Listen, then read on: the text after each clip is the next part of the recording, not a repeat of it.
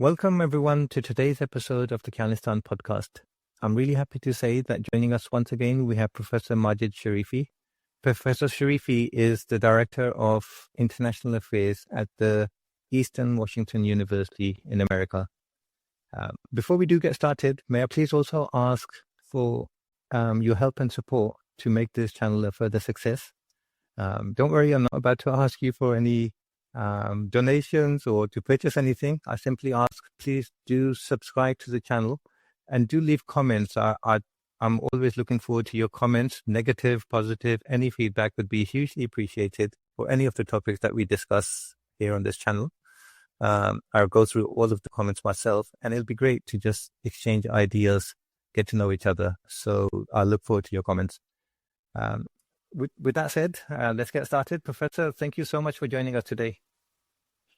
Thank you so much for inviting me. I'm sorry for my voice. I apologize. It's a little bit hoarse. I have a little bit of a cold. Professor, your voice is as lovely as always. But thank you so much. I'm grateful that you've joined us even despite the cold. When I have a cold, I can't do anything myself. So thank you so much. So, Professor, to start with, let's talk about what's going on in Iran. So today we have like day 8 of what I personally would describe as a illegal war of aggression waged by 2 nuclear-armed countries on the state and the people of Iran. Looking at what's happened in the past 7 days or more, how do you assess the logic and the strategic positioning of all 3 parties? Well, tough question because I'm not a military expert and I don't have any connection to any internal sources that could give me a good grasp of what is going on as far as technical, even politically, like the narratives. From a political perspective, I can always talk about because that's open. And we can all see what's going on with the background that we have about this particular illegal, illegitimate, and delusional attack, which seems to have no strategic goal or particular specific goal of achievement. I mean, its objective seems to be shifting. The U.S.-Israeli attack their objective is shifting. This is not something that I say, but a whole lot of people have said it.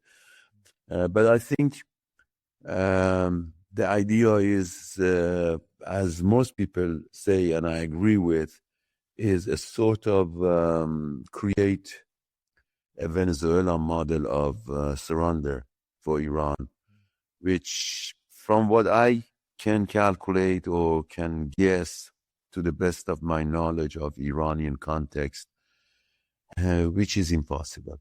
So it's delusional. That's why I say this strategy is delusional. And but of course the implication of it and the suffering of the Iranian people and the region is immense. And we don't really know what's going to happen in the future, but surrender is not in the card. And as U.S. administration, again, delusionally imagines it or wants it or desires it. So this is the general overview. And I agree with you. This is illegal. More than illegal, it's immoral in a sense, in ways that has never been done before. Before, wars used to at least be conducted for some kind of rational objective. But right now, I don't see any rationality behind these strategies except more power, absolute domination, racism, colonialism, brutality, and pride brutality. So when Pete Hegseth, the war secretary, as he calls himself, says essentially what the objectives are death and destruction, and to death and destruction, and punch him more and more as they go down, even if they are down, and then he modifies his own sentence. That's the right thing to do. Just the image cannot get away from my head, my imagination, that at least in the Iranian, I think in the Eastern culture, we have the idea that if somebody is down, that's enough. Yes. But this guy is saying that, well, when someone is down, is in fact time to actually increase and escalate your punching. Punch him while they're down, and that's a good thing.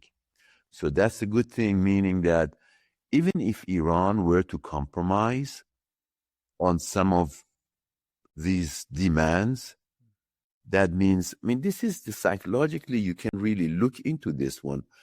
It could be said that, well, this is the first step. And this has happened. I mean, this is not, I'm not imagining it. I'm not trying to psychoanalyze Pete Hegseth and this administration. But you can, it doesn't take that much imagination to see that when you have that kind of worldview and that kind of moral standings, and your objective is to just beat and beat and beat, then genocide becomes obviously regular, normal. It's a good thing to do. Netanyahu did the same thing. Netanyahu is doing the same thing to Lebanon. Netanyahu is doing the same thing to Iran. There was no reason, absolutely no reason for 13 hospitals so far, from what I know, to be hit. No reason for schools to be hit. No reason for many of these civilian infrastructure to be hit. None whatsoever. I think you're absolutely right. Hegseth is, I don't know how to describe this man, but he is a maniac. Every talk he has, every sentence, he's using the word kill, destroy. No laws, international laws, norms, nothing is going to stand in our way. And I think when we have people like that on one side, and what sometimes I feel like they are projecting their own thoughts onto Iran, and they think Iran thinks exactly the same as us. And I feel that's why when Iran bent over backwards trying to have a deal, trying to negotiate a settlement, that would be mutually beneficial. And according to it was Oman, that the deal was almost there, and it was much more Iran was willing to give than any previous negotiation, more than JCPOA. Iran was willing to stop enrichment for a given time, to dilute the existing stocks that they have, to open EI inspections. But for the first time, they're even willing to allow American inspections for their nuclear program, which was like something that in the past they've never ever kind of even talked about. But I feel that all of these things, America interpreted it as Iranian weakness rather than Iranian desire for peace in the area.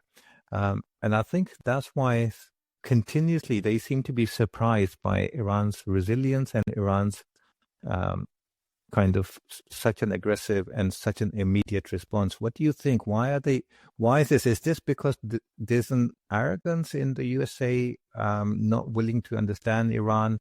Is it hubris? Is it like a lack of proper intelligence? Is it systematic bias?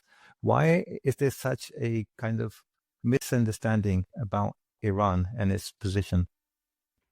I think it's all of the above, and all of the above are package deal when it comes to analysis of the Orientals. And this is what Edward Said talked, Orientalism.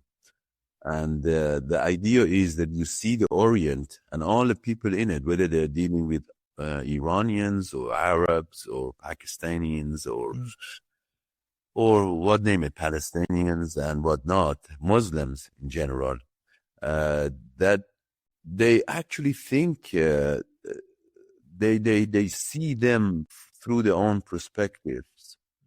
So the Oriental to them, to the eyes of an Orientalistic person, is not who he is or who she is, who they are. The Orientals who they think he is or she is in their narrative. They have a particular narrative that is totally racist, obviously. Race not necessarily based on the skin, but a construct, a social construct that sees them very weak, but also at the same time devious, and all at the same time threatening. It is a contradictory. Yes. Threatening. So they are real threat and imminent threat, but at the same time, if you are a threat and you're powerful and you can cause imminent threat to all of the Western, as Heck said, and the rest says, Western civilization, which is so obscure, then you can't be weak. Yeah. But they are weak. And they are weak constitutionally, morally, legally, governmentally, socially, historically, and they are full of complex. But this can come out from the mind and the hubris and the sickness of a colonized mind of a colonizer. And right now, colonization for a long time, for 7 years, in fact, was just kind of defashioned, unfashionable to say it. So it was always deceptive. Liberalism was a mask for colonization. But that mask sometimes prevent them from saying, oh, we're looking for death and destruction. We are looking to grab and have these countries submit to us. Regime change always had to have some kind of humanitarian cause behind it. And on and on and on. So 7 years, that order, that deceptive, duplicitous liberal order pushed colonialism because, in fact, the colonized countries or the previously colonized territorial colonization had ended because it was too costly. Now, these guys do not have reverted back. They actually want to bring back territorial colonization, not imperialism. The difference is between the two is, colonization was the actual control of the territory of the people under it through their own puppets, through their own native informant, in a sense. They're paid, hired native guys, indigenous guys. But imperialism was giving it a little bit of a liberal imperialism, giving it a little bit of a face, a mask, to rule the same way, but through some legal means, which constrained imperialism in a sense. So it was more softer. But they have lost that. They have lost that totally since 2 years ago with the Gaza war. Humanitarians and laws doesn't mean anything.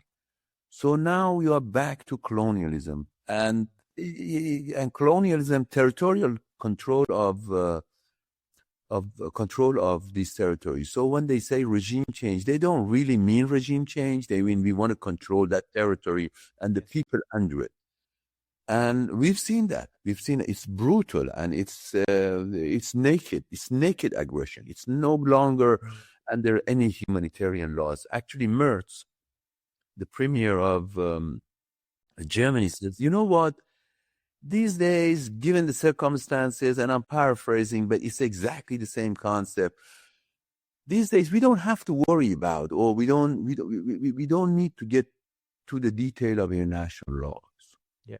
At this time, it doesn't apply because we have bigger challenges to deal with. Again, I'm paraphrasing it. I don't remember the quotation, but the quotation was even maybe harsher than the way I said it. In a sense, international laws do not apply.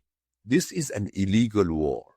And let's look at it. France has said nothing about it. UK has said nothing about it. Germany has said nothing. None of the European countries have said anything about it. This is an illegal war and nothing. No. Just like the genocide was illegal and they want to conduct another genocide. This is already a genocide. Yes. Actually, if anything, they're criticizing Iran for its response against the illegal aggression against Iran. It is a joke. They're saying to Iran, we're going to attack you. We're going to attack your schools, your hospitals, your roads, your defensive airports, and on and on and on. Dare you if you attack us. If you attack us, you need to de-escalate. Actually, Macron and Starmer was telling Iranians, you need to de-escalate. Who started this escalation? Why Iran is responsible? I bet if the bombing stop, I'm not so sure if Iranian not going to stop. You initiated. Stop it. Stop. But that's not the thing. This is like back in colonialism. How dare you respond to me? How dare you stand up? How dare you want to be independent? How dare you defy my order? It's so true. And it's this colonialism that America has offered Europe again in Davos, saying that like we can go back to that time, but Europe needs to play a supporting role for USA, and then we can basically start colonialism all over again. That's exactly right. And when they refer to Western civilization, they're not talking about Western civilization in general in a broad sense of the civilization, which is a great achievement of humanity. And it's very much connected to Eastern civilization. There is no border between these Islamic, let's say, civilization and Western civilization. If anything, it was founded on the achievement of humanity. There is no geographical disconnect here. But when they really refer to Western civilization, they are talking about Western colonialism. Yeah. That's what they miss. Otherwise, they don't miss. I mean, Iranians or people of South Asia or Arabs, Muslims, they're not alienated to Western civilization. They're not a threat to Western civilization. And the achievement of, Western civilization is theirs. They have contributed to it, whatever you want to call that Western civilization, human civilization. But really, honestly, we have to always remember, when they say Western civilization, they really mean colonialism, colonizing culture and thinking. It's not civilization. It wasn't all of the West that took over, let's say, India or Iran, or broke up Ottoman Empire, or the mandate on the Arab countries. Yes. Professor, talking about the pretense that the West had previously, when there's been so many illegal wars that have been waged one after the other, but they still had some pretense of international law. They kind of created some kind of circus to justify their illegal steps. They tried to sell the war to their own people. They tried to build a coalition. This time, none of that. So I'm also wondering, as you're based in Washington, and there's so much little support apparently in the USA, in the public, for this war, how do you experience any of it? Like, do you see how are people reacting in the USA, in Washington, the average person? Yes, of course, colonialism was never good for the colonized and also most of the population of the colonizers. Only always for the few. And at this point, this arrogance does have that external effect of, killing and with no kind of remedy for it, legal or otherwise, killing of other people, like for right now, Iranians and Lebanese. But then again, when we think about it, something like 75% of the American population do not like this war, do not want to go to war for Israel. U.S. has given up its own sovereignty for Israel. At least that's what they say, a whole lot of people say. But the people and this supposed cradle of democracy and democratic country has no power, and people know it. And not only that they know that they don't have any power, but the state, I'm not talking about the Trump administration, I'm talking about the state itself, the regime of US and Germany and all these imperialistic countries. They actually don't give a damn anymore, even for their own people. because they rely on their media to deceive people. If you look at the American mass media and their coverage of this war, it is as if the White House is talking. They never have an independent analysis. They don't have any critical view of the war. They don't ask questions like, why are we fighting another country's war? It's not even another country. It's a particular fanatic, messianic ideology of Zionism. It's not for Jews. 50% of the Jewish people in America oppose this war and oppose genocide and oppose Israel. So it's not, but they still frame this as a religious war. And again, go back to Hegseth. He actually preaches to the soldiers of a crusade, of a religious war. This is not a religious war. Muslims are not taking over Europe to convert them to Islam, or to rule them. It's crazy, but that's how it is. So my point here is that there is no respect for the American people here. If there were, they would at least, at the minimum, they would clarify what their objectives is here. If 75% of the population do not like wars, and then of course almost 80-90% of the Trump supporters, Trump base, voted for him because he advertised himself as a no-war man, no perpetual war, no forever wars. But now he's conducting it. Yeah. How could you explain that? Except just they don't give a damn. The same way they don't give a damn for human beings, they don't give a damn for the Constitution in the United States, American citizens. If they did, we saw what happened with ICE. Yes. The whole world saw it. The rules are gone. The rules are gone. The liberal rules are gone.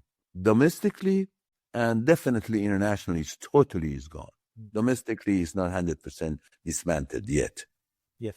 But given these guys the time, they will destroy America as it stood for. Yes. Professor, that's so true.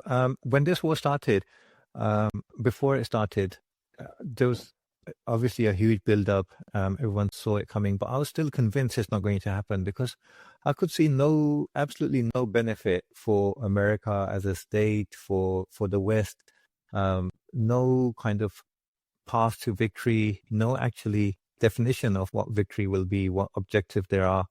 But on the flip side, the risks, the dangers was immense, and basically it could have translated the end of the American imperial project, which is probably what we're seeing now. So because of all of this, I was just convinced it's not going to happen. So I was really surprised that they still went ahead with it. But still now for Israel, for America, this is a war of choice. For Iran, it's an existential war that's been waged on them. And Iran has nowhere to go. America can get up and go home. So with this in mind, how do you see, not necessarily from a military point of view, but even the pressures that are being put on the regional states, the economies, the oil's not being exported from the Gulf countries, the Strait of Hormuz is closed down. How do you see the pressures that Iran was able to apply so quickly on such a broad level? Do you think that's likely to have an impact on the opinion in Washington? Well, let's break this question into two parts. First, I may respectfully disagree with you at the point that you predicted that this will not happen.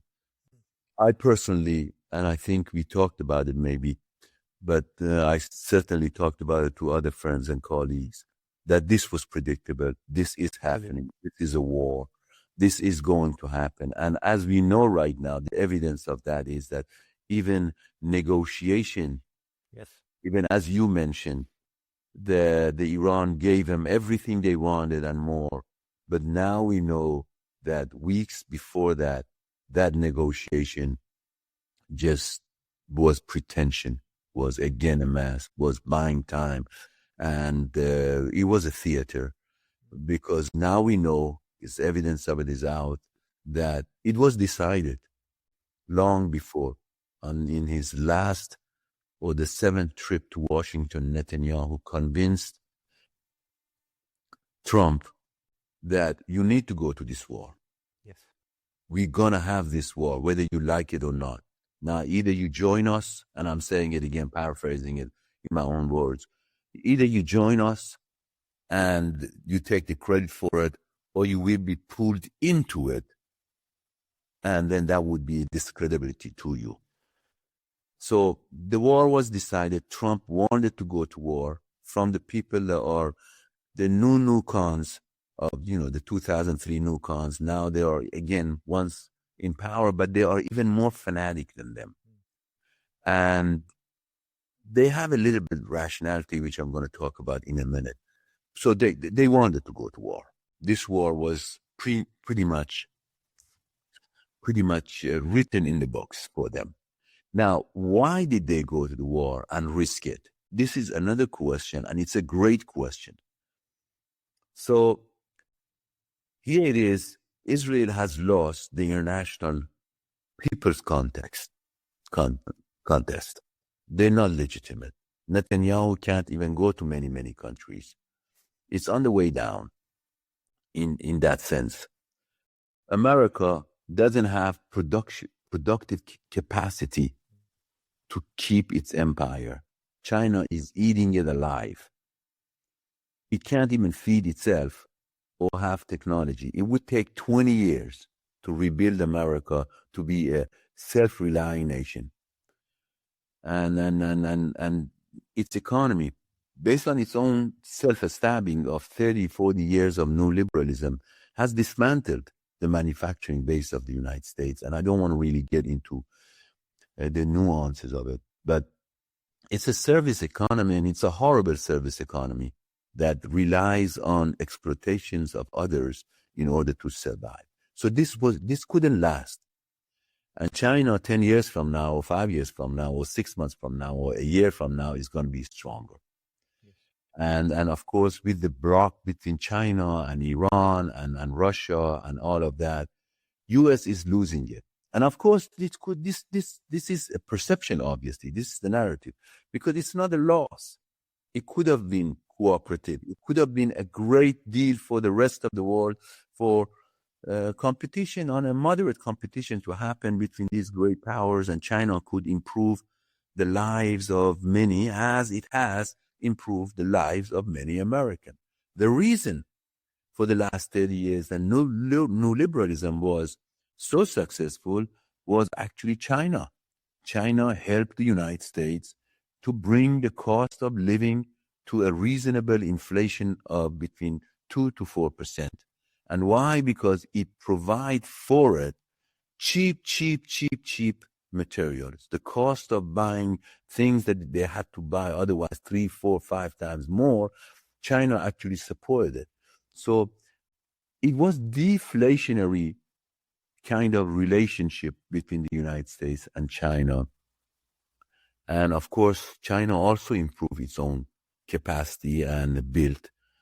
But then the cost of, while the United States cost of living on some segments of the economy, let's say buying hardware, buying cars, buying parts, buying appliances, a huge segment of buying clothing, food, many stuff, it became less and less.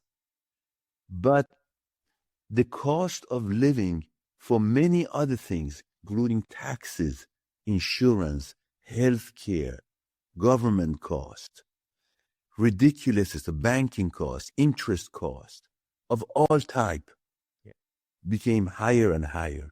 So this was a contradictory thing. On the one hand, the economy was inflationary for some sectors of the economy, so American consumers, and that applied also to West, to European West. And then some sort, with the help of Vietnam and China and Pakistan and Bangladesh, on the sweat and hard work of those people living almost, subsistently, it created this balance. It empowered the military to grow so big, but so inefficient. The government to grow so big and so inefficient. The finance industry, the Wall Street industry, the insurance, everything is insured, double and triple insured in this country and the West. And it takes a huge part of the economy. Now they're stuck. They're stuck because this can't go on anymore. There is no more profit to be made. This is an empire in decline. The monetary value of dollar, which was the international vehicle of exchange, that's also been self-established because of all these sanctions and Iran and South Africa and Russia and China. And with the Trump administration, the idea was we need to stop this. Rational thinking, but how do you stop that? You could do it in 20 years. You could revise it. America is a great country, very resourceful people. You need to restructure people, but they don't want to because the elite in this country want to keep their power and expand it. And the only way that they can expand it is to maintain the monopolistic, hegemonic, imperialistic control over the rest of the world. And Iran is a test case to push China back, to contain Russia, and to control the rest of the world. The loss of Iran is not the loss of really Iran in and of itself. It's the emergence of a new world order. A new world order where even Saudi Arabia going to be a whole lot more dominated. They're going to tell them that you buy this one, you sell this one for this price. They're going to sell UAE. They're going to tell the same thing, UAE. They have already said it to India. Don't buy this oil, buy that oil. I don't want you to relate to this country. I want you to have connection with the other. They have told Pakistan, do not trade with Iran. Yeah. So this is going, and they can't say it to China yet, but they, in a sense, they are saying it. In a sense, they're saying it. And China understands this. Russia understands this. Iran understands this. It's unfortunate the Arab Gulf monarchies are too dumb to understand the situation they're creating for themselves.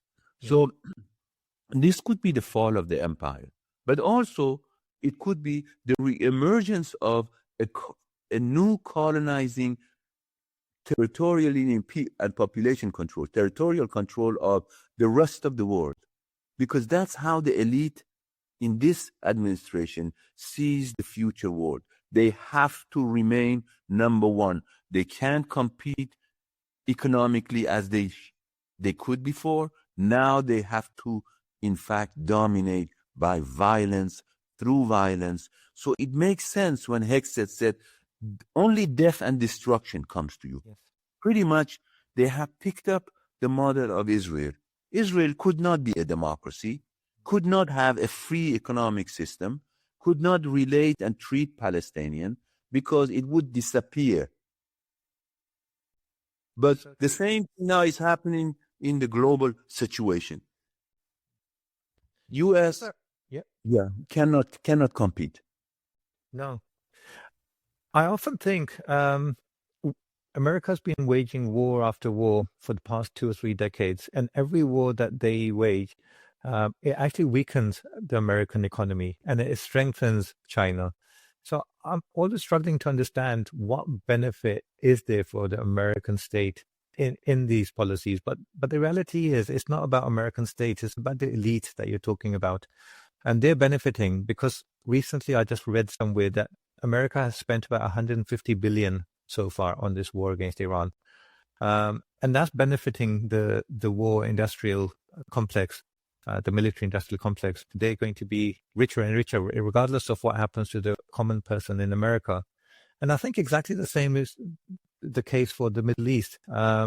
It's the elite there that are benefiting from this relationship, unequal relationship with USA. Yeah. The people in the street are sick and tired of it, and it's evident by if we see some of these videos that were made by the people in the street, videos of missiles coming into Qatar to the military, American military bases, and people were celebrating. They were joyous. They were thinking, "Oh, this is great." So the people are fed up of this system. So it's not about Iran, and the people in even the Gulf states are pro-Iran in this whole war. So it's when we look at the rulers, there's two different kind of statements coming out. One is that they're very angry and they want to even join America militarily against Iran. But the other side, they're very upset with America as well. And I saw some statements by Gulf countries, Saudi Arabia, Kuwait, Qatar, UAE. They were saying that they're preparing to cancel a lot of contracts with USA because they're upset USA is not protecting them. So how do you see a possibility of this relationship changing in the future between the Gulf? And do you think this could be the exit of USA from from West Asia? Yeah, it definitely could be. Like I said, the situation is not predictable, but yes, U.S. is losing credibility here, as you said, even with the elites, because even the elites in Gulf monarchies think that, oh wow, they can't even protect us. Yes. They are protecting Israel. They're sending the THAAD and the missiles and Patriot missiles and all the bombing and the emergency help just right now as they're passing it to Israel. But what about us? What about us? We can't protect. Even the elites cannot be protected anymore. Yes. This is not the masses. Obviously, as you know, the Gulf monarchies rely on modern slaves from Yemen and Pakistan and the Philippines and India and Egypt to run their country. These are not citizens. They're not treating them. I don't know if you've been there or not. They don't get treated like human beings. Yeah. They have no rights, no economic, political, or social rights. They live there and they survive. And for the hope of, sending some remittance to their family. So this is a sick system, worse than the old slaves. The old slaves at least had a shelter. They didn't have to pay for it, but that's not the case now. Yes, the elites, even the elites, these monarchic middle power and little power elites, they realizing it. This is not a good game. This is not good for us because this absolute concentration of power in the hands of very few in the world. And the elites in Israel and US and Western countries are pretty much of the same. They have been cut from the same cloth. This Zionist shielded cloth with banking and system and banking sector rather than being an auxiliary to industrial and agricultural and service or a military auxiliary to it, being dominating it. This is the class of people we're talking about. And of course, they may even win.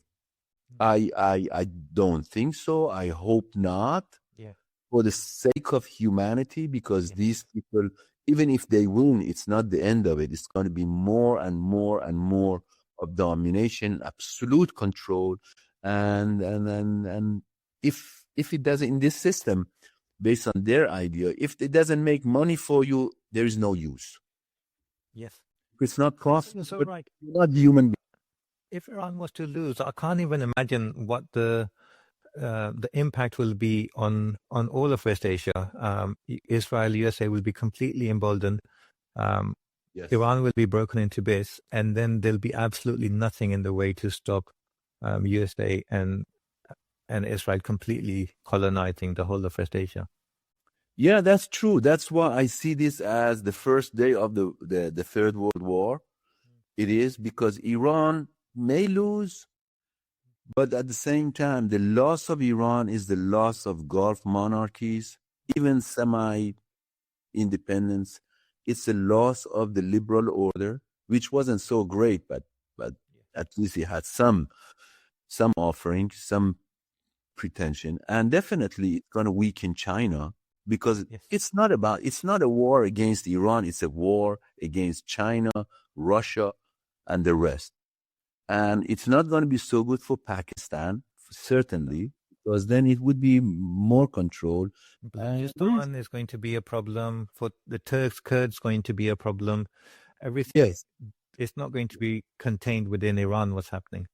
No, and I wish the elite in Pakistan right now, because they can play a key role in here, and but we don't have that infrastructure, unfortunately, diplomatically, socially, or economically, because all the brothers, I'm Iraq, Pakistan. I said that before in our talk last time. Yeah. The only way to survive is for our region to provide security for itself, by itself, and of itself.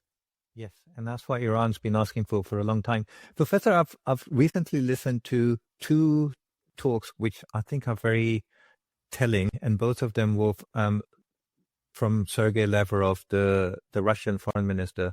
In the first one, he was saying that we're basically going to make it impossible for the West to win this war against Iran, which was really interesting. And the second one, apparently, so foreign ministers from all the Gulf countries went to Sergei Lavrov to persuade him to apply pressure on Iran not to attack the Gulf countries. And in response, Sergei Lavrov was saying that I have sympathy with you guys, and I'm myself am a bit surprised by Iran's response to the attacks by Israel and America. But at the same time, I note that none of you have said a single word against Israel or America. You've had no statements against the 150 plus girls that were killed in Iran. You've had no statements against the hospitals being blown up. And yet you come here and you ask me to put pressure on Iran. So I thought that was so interesting. And the way he didn't hold back, he completely gave them a lecture. How do you see the role of Russia in all this? Because I think, as you were saying, Russia sees this. If Iran falls, then the trouble is going to come to the whole Caspian Sea, and then from there to Central Asia. So none of this is going to be contained. Yes, none of this. And Russians are not stupid. They know that. Yeah. They know that. Yeah, that's true. And I agree with Lavrov. And I think it's very obvious. Iran is in a dilemma. On the one hand, it's been promoting itself as the peace-loving country that has never attacked any neighbors, and that's a historically factual thing, has never done it. And it didn't want to break that long history of attacking any neighbors. And that's a good thing. But at the same time, it was promoting regional security, which I so totally agree with it, and I wish other countries would join. Yes. But in this dilemma, what do you do when you have your enemy's bases? What do you do when attacks are coming from there? As you know, the missiles that are fired, the only defensive mechanism for Iran to defend itself is the missile system it has.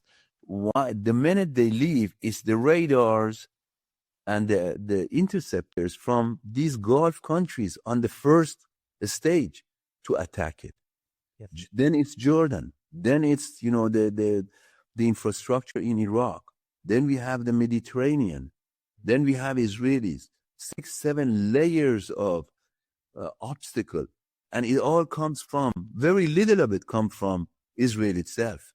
It's not a war between Iran and Israel. It's a war between the West, the Imperial West, and all of its allies. So what does Iran do? Can't do anything. So this is the problem. In fact, Pezeshkian, I think strategically right now that they have, I believe, I'm not 100% sure, they have taken all the radars out. Yeah. The bases are dismantled.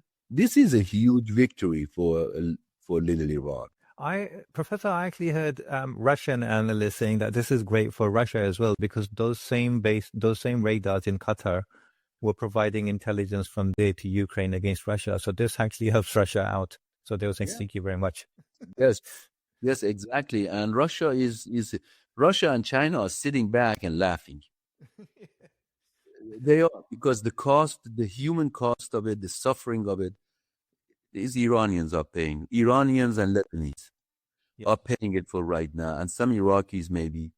And of course, not the elites in Gulf countries, because there are some other countries. They're not there even. No, Most of they've all fled. they are never there, and they left already way Probably before this watching war. everything from Paris or something. It's the regular people that are not even from there that may suffer and might be suffering, including starvation. Yeah, How do you it's see really complex. How do you see what's going on inside Iran, especially with the killing of Ayatollah?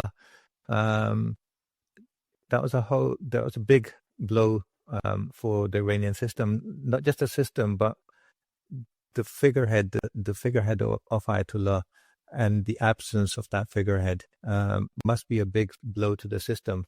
But is it the case that there's news that his son Mujtaba Khamenei has already been appointed as the next Ayatollah? Is that right? And what do you see? How is his standing within Iranian society?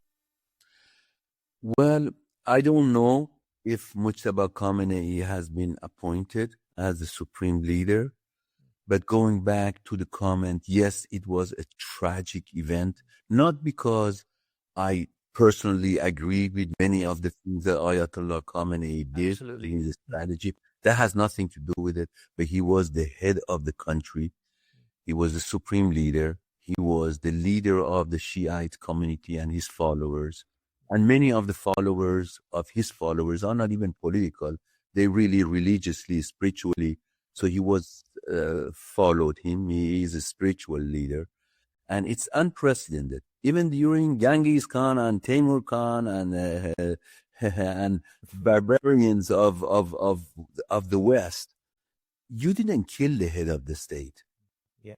You kept them. At the worst, you imprisoned them. But most of the time with respect, in their own castle. You took them away. This attack on the supreme leader of Iran was an attack on the dignity of everyone and anyone all Iranians, it should be. And it's not. It's not for some, and I'm going to explain why. So it was an attack on the sovereignty of Iran. It was an attack on international law. Because if we go back to the idea of not legalizing, it's illegal, it has always been illegal, normalizing and even praising the killing of the head of the state, then we are living truly in a jungle. Yes. And everyone, every leader in every country is vulnerable. And that is a horrible, horrible way of conducting your world and world. So even the Dark Ages, that didn't happen. Armies, enemies used to honor the head of their enemies. They did, and there was a logic to it, because the leader kept the country, kept the local. You kept the communication going. But like I said, this is a new world order. This is not an order that wants to maintain order. They want chaos.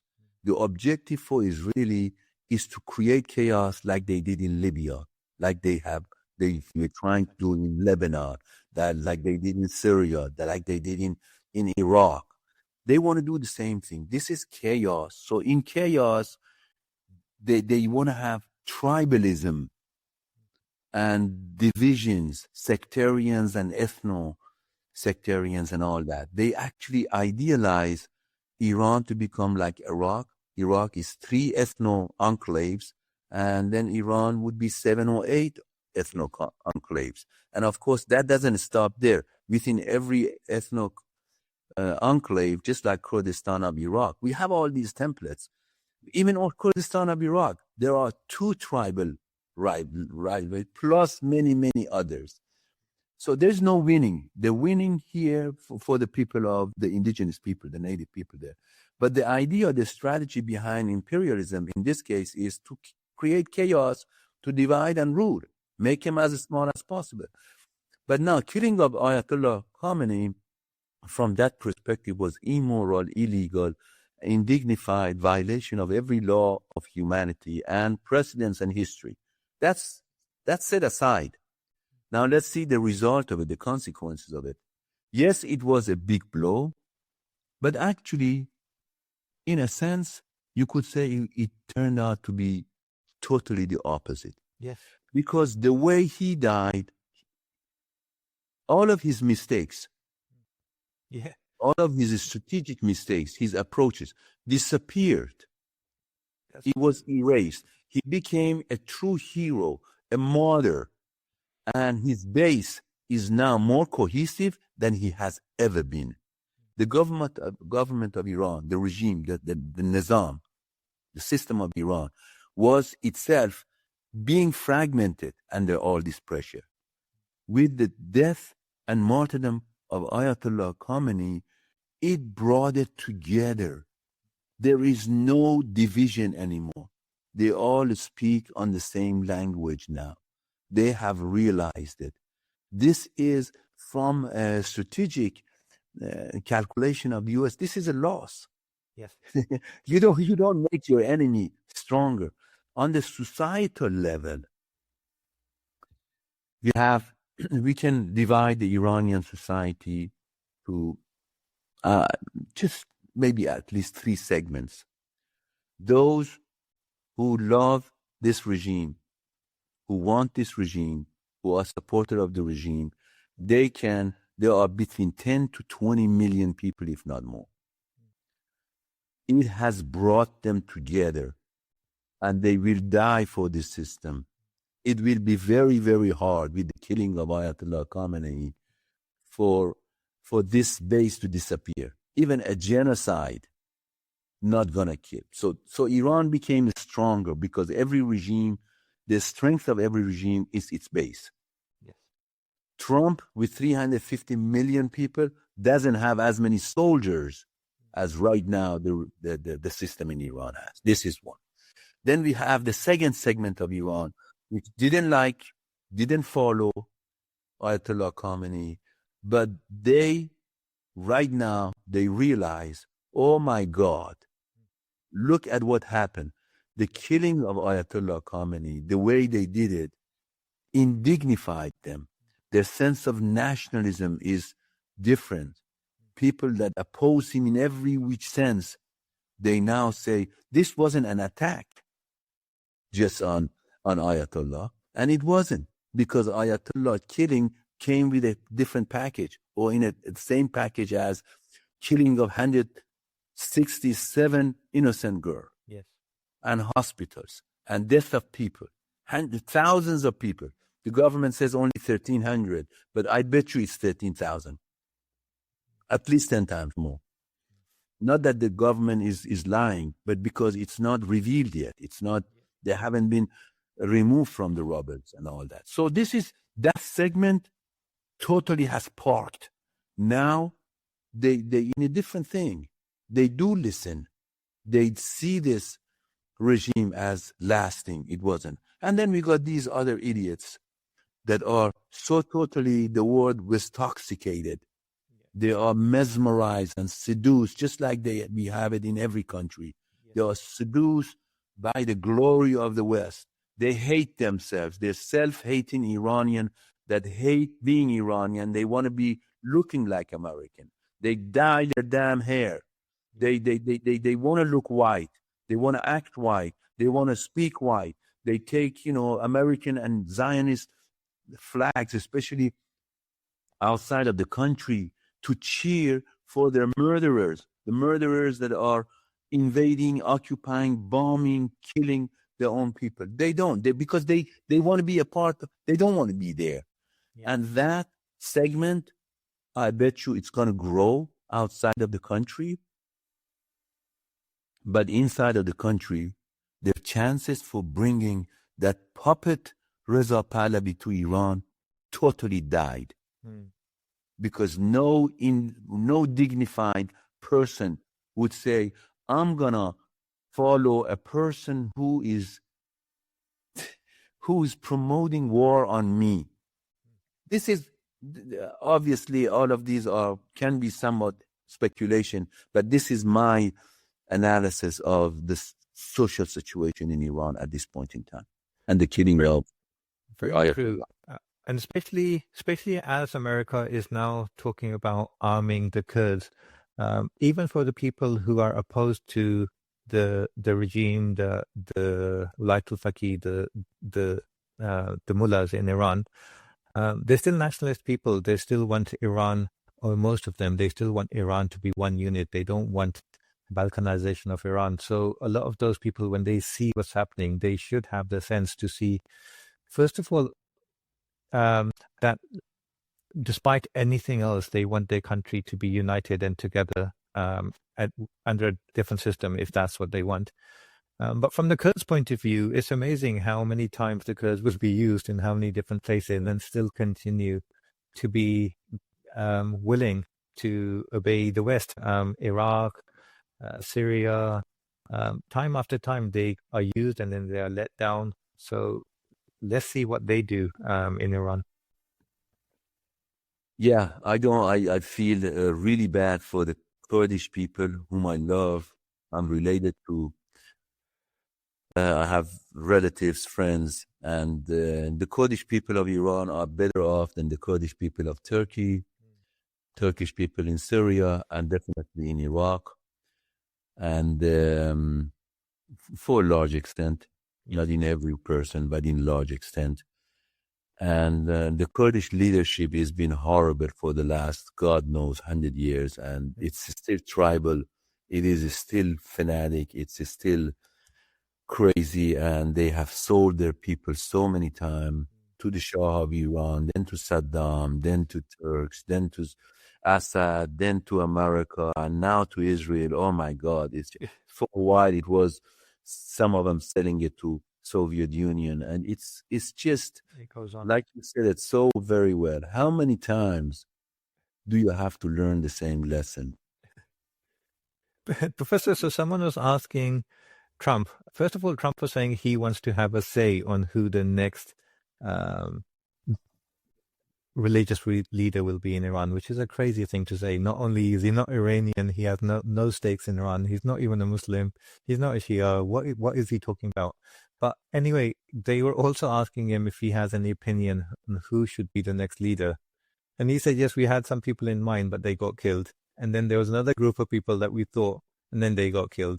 And now there's a third people group with some people, but if they die, then we know no one in there anymore.